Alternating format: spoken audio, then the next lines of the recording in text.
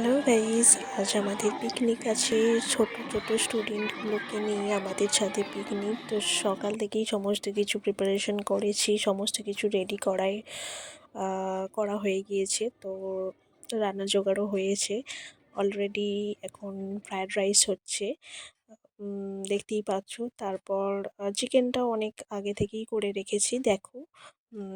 চাটনিটাও ডান, মিষ্টি চাটনি, পাঁপড়, এই সমস্ত কিছুই রয়েছে। আজ আমাদের কি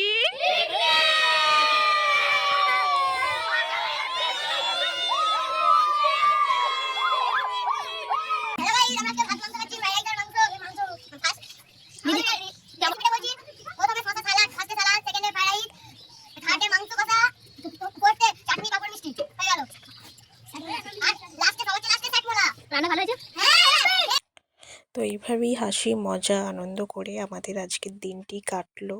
সবাই মিলে আনন্দ মজা করলাম। শেষে একসাথে কয়েকটি সেলফিও নেওয়া হলো।